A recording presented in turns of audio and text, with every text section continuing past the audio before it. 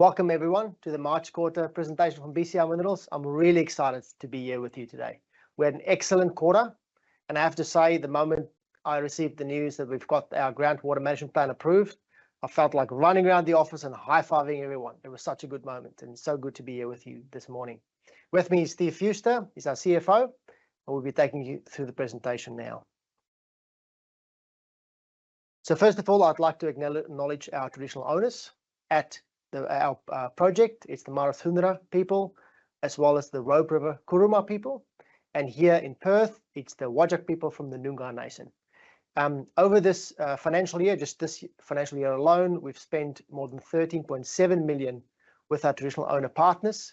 And we're really proud to be able to continue to strengthen those relationships with them as we continue to build this project.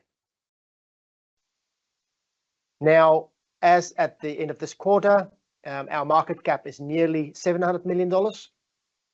Also, our project is fully funded with nearly 900 million available, not only for the capital of the project, but also for that working capital as we commence operations. Our project will be the largest salt operation in Australia. It's the third largest in the world, and we've got some unique features that gives us a competitive advantage. One of those is our port. Our port will enable us to load Cape-size vessels, the only salt operation in Australia being able to do so, with a short access to customers in our region. And as I mentioned just now, our project is fully funded. That allows us to continue to finish the project, as well as those funds we need to be able to commence operations during the ramp-up period. This project affords us three revenue streams, three discrete revenue streams. The first one is our salt operations that we have commenced operations this quarter, full operations this quarter. Also, the other revenue stream is the SOP revenue stream. We're in early piloting work. I'll step through that in a bit more detail later on. And then the third revenue stream, which we haven't discussed in a lot of depth, which Steve will take us through a little bit later on, is Cape Preston West Port. That port allows additional revenue stream, low risk for our operations. So for the March quarter, we had excellent safety performance. First of all, we completed more than 200 critical control verifications, and our TRIFR is now at 1.8. That's the lowest it's been since the project has commenced. Additionally, I shared with you we received our groundwater management plan. This is both from the state government and the federal government, and that allowed us to commence full operations in the middle of April. Now, from a construction perspective, we have completed more than 60% of our construction portfolio. We've completed the secondary seawater intake during this quarter. Also, Pond 6 to 9 is now complete. We've completed the construction of the main haul road that connects the salt wash plant and the port. And on the marine package for the Cape Preston West Port facility, that's almost 80% complete. That gives us confidence that we still remain on track for our targeted FSOS date in late December 26. And during the quarter, we also commenced our engineering work, the early engineering work for our pilot plant of our SOP facility that we're planning to construct at the Mardie site. From a corporate perspective, a big shout out to our lender group who have been major supporters. They've backed us in a project that hasn't come to market for many, many years. So across the quarter, we were able to complete 2 drawdowns. So we've been able to draw down $120 million that's been applied to the project, and that's in addition to the bank guarantees that we'd already drawn upon. So what that means is we still have around $887 million of funding available to complete the project. Our capex, forecast capex to complete is an additional $619 million. So you can see there's plenty of funding available there for both the capex component of the project, as well as the working capital required during ramp up. Now, for operations, as I mentioned in my opening remarks, we received the full approval for our groundwater management plan. That meant that we can start operations for Ponds 4 and beyond. The picture you can see on the left there is Pond 4 transfer station, where it's pumping into Pond 4 on the bottom right, and the top left, that's actually Pond 3. So Pond 3 has been full for a little while. Also, we've signed binding offtake agreements. We've mentioned that in previous communication. These are binding offtake agreements that meet our debt funding requirements. They're fully signed and they are binding commitments from our customers. We've also signed the transshipment agreement. This agreement is with CSL, and that allows us to do transshipping arrangements from our port and also to load Cape-size vessels, which is a key competitive advantage. One of the elements for the operations, also the performance has been very satisfactory. We've been able to fill those first 3 ponds. That required more than 80 gigalitres of water to be pumped from September last year. We also measure on a weekly basis the dissolved salts, so that's our salt inventory that's in the water, and I'm pleased to share with you that our salt inventory is consistent and supports our forecasts of 5.35 million tonnes of production per annum. Now, one group I'd really like to call out is our projects team. As we stand here today, the project and the construction component is on track and on budget. And that's a real testament to the skills and the quality of our team, as well as all the contractors that have been working on the project. So where we sit today, we've spent between spent cost and committed cost, we're about 68% of the way through our budget. This time last quarter, we were around 64%. So as each quarter is passing by, we're continuing to de-risk our exposure to both cost and to schedule, which it gives us the confidence today to be able to say we remain on track, both schedule and from a cost perspective.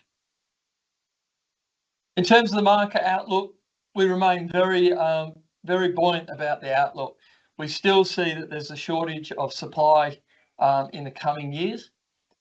Now, in this quarter that's just passed by, what we have started to see is the price of salt has picked up, both into the Chinese market and the broader Asian market. So that really does give us the confidence as we look at some of these forecasts that our long run expectations are going to be met. Now, as far as our SOP is concerned, or SOP, our salt production, or the production of industrial grade salt, offers us the opportunity to produce byproducts. One of these key byproducts is SOP, or sulfate of potash. This is a key ingredient to enable agricultural land to become more fertile, and that's of course specifically for those regions where our populations are growing, and that demand is forecasted to increase into the future. We have completed our feed study work, so a company called Blue Star in China has assisted us with this work. We shipped KTMS salts from our Mardie operations to China, and they completed end-to-end feed work in a facility at their testing facilities. The next step for us is to design our pilot plant and then construct our pilot plant at Mardie. We've commenced the design work. We signed a contract for that design work to commence, and I'm pleased to share with you that that is well on track. This design work will be an outcomes-based decision or schedule. So there's very specific things we're going to be testing, and we want to verify those things before we move to the next step. The one area I'm really excited about that we haven't really explored in a lot of details is the Cape Preston West port that we're building.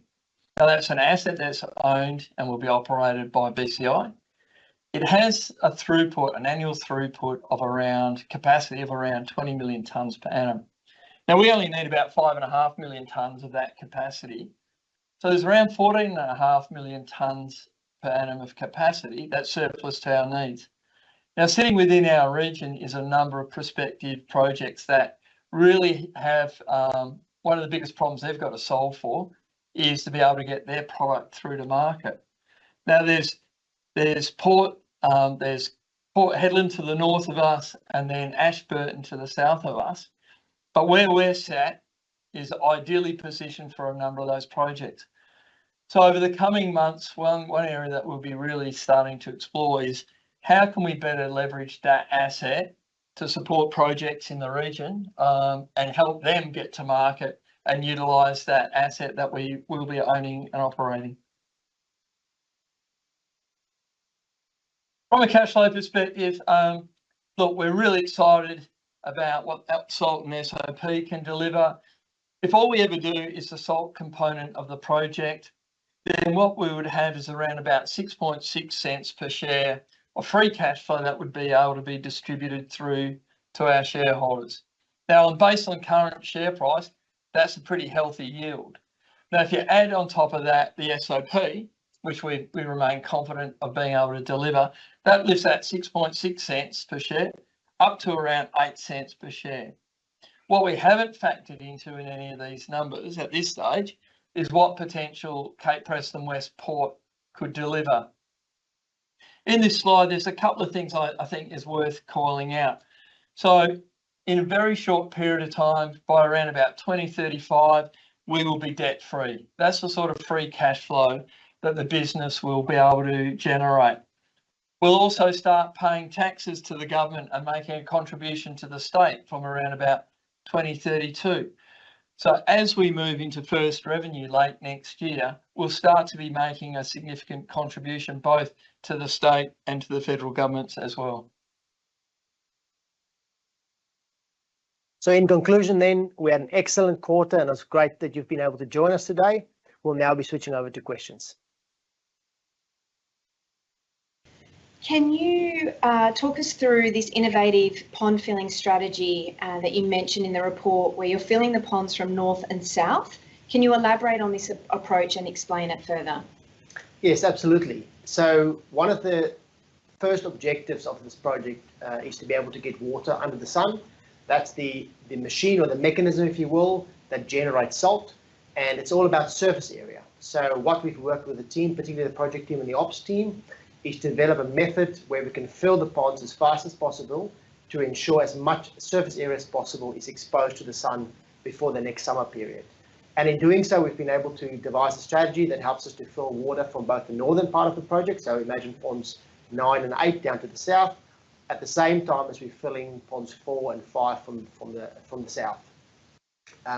We will also be filling the crystallizers, and the crystallizer also has a very large surface area to ensure we fill the crystallizer at the same time. So all three of those areas are pumping right now as we speak to ensure that surface area is maximised before the next summer season starts. Thanks, David. Related to that, would it be possible to commence reporting the quantity of contained salt in the ponds going forward? And could this be accounted for as stock on hand and therefore an asset? Yeah, so the way I would describe it, there's 3 areas of inventory for salt operation. The first one would be a surface, so salt that's already mined or harvested and it's on the surface, so either pre or post plant stock.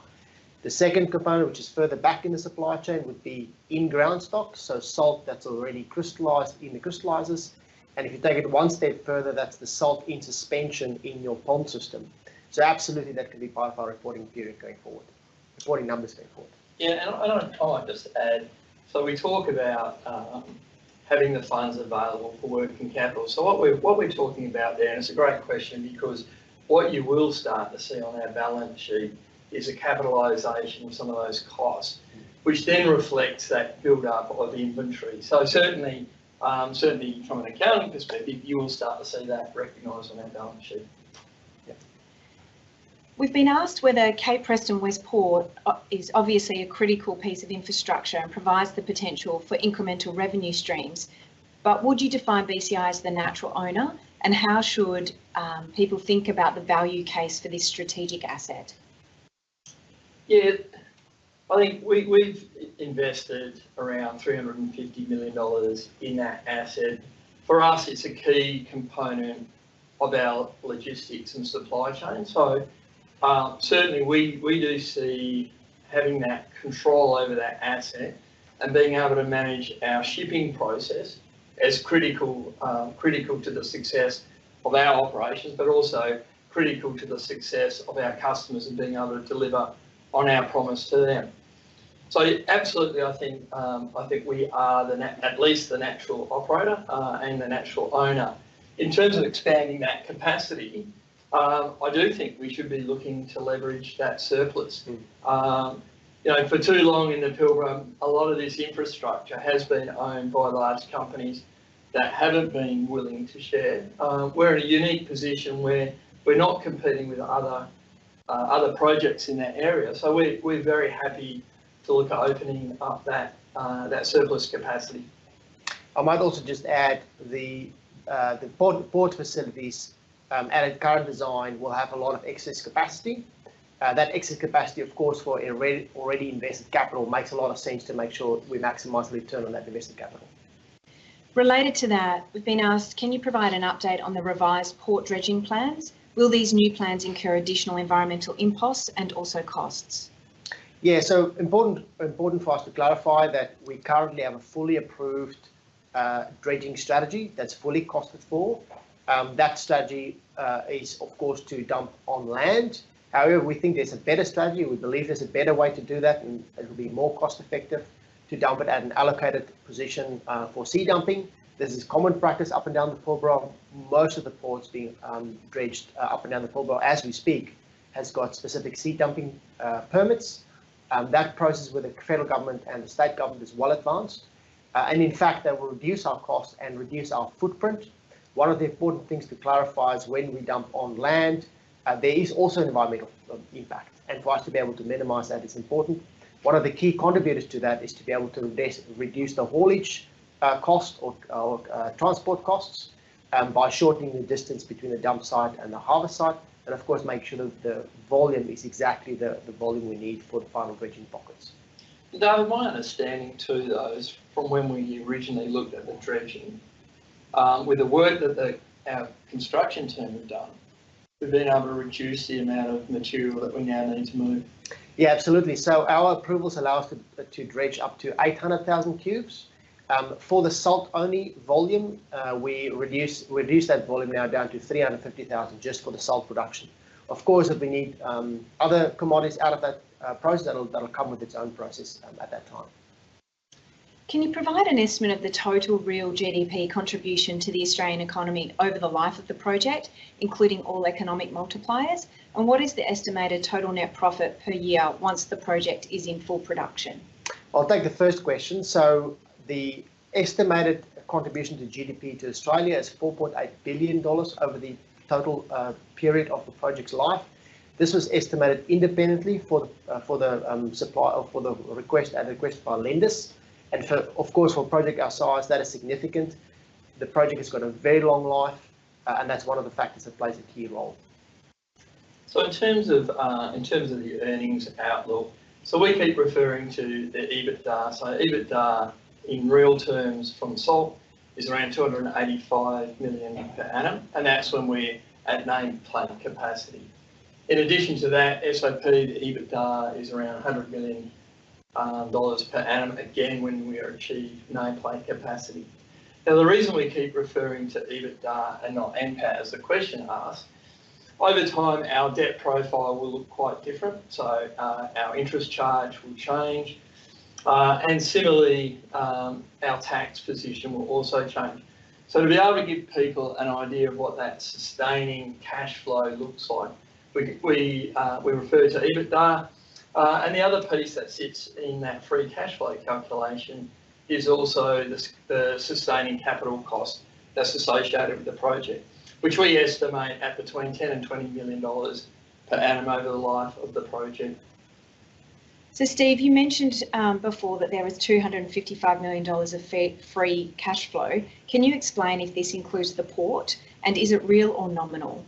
So all those cash flows are on a real basis. So you would expect over time, with the impact of inflation and some expansion around pricing, that in nominal terms, that number will grow over time. In terms of whether it includes the port, at this stage, those numbers are specifically around salt and SOP. So both of those, salt, we're currently in construction and development phase, so there's greater certainty in and around that. David and the team are doing a lot of work around SOP and the pilot plant, so we've got firm plans in and around how we'll generate earnings there. On the port side, we really are just starting to kick off the due diligence around what it would take to be able to open that up to further users. So at this stage, we haven't included any of the potential earnings that could be attributed to the port. Related to that, Steve, how long before you will have an idea of interest from potential users of the Cape Preston West Port? We're already receiving inbound interest at this stage. So we think there's a pretty compelling demand within the region. Port Hedland is at near full capacity. The Port of Ashburton to our south is further away from where we are. So we do think the projects in the area really would benefit from us opening up that capacity to them. David, how do you determine the FSOS date, given there's so many natural factors out of your control? Yeah, I think it's important to stress that our weather assumptions, weather assumption generally is a very key part to any salt operation. As I mentioned earlier, evaporation and the surface area is a key part of, I guess, manufacturing salt or growing salt. So the assumptions we've used is 45-year average weather assumptions for that particular site and that area. That gives us, of course, a level of certainty, but the actual weather between now and December next year will determine the result. So we are committed to keep the market updated on how those things are progressing. Of course, there's both upside and downside to that. If we get really hot summer, next summer particularly, and the one thereafter, that date can be earlier. And of course, contrary to that, if it's the opposite, that can be slightly later, but we'll make sure the market is well informed. Thank you. Steve, are the contracted salt volumes in the first 3 years tied to China or ex-China pricing? Are indications that it is consistent with the pricing in the OFS? Yeah, so in terms of those offtake agreements, all the tonnes are binding and committed. So volumes are locked in. The price is not locked in. So price will be determined based on market conditions at the time. So about 50% of those sales, those committed sales at the moment, will go to China, and the other half is through the rest of the Asian region. But each year, as we sort of lead into the next calendar year, there will be a price setting discussion with our customers, and that would reflect what is happening in the market at the time. Excellent. Another question. Are there any other commodities that could be commercially produced at Mardie? For example, bromine? Yeah, bromine certainly is an element that we have started to think about, and it really is just thinking. I spent some time in China late last year and visited some salt projects there where they are extracting salt, they're extracting SOP, but they're also extracting bromine.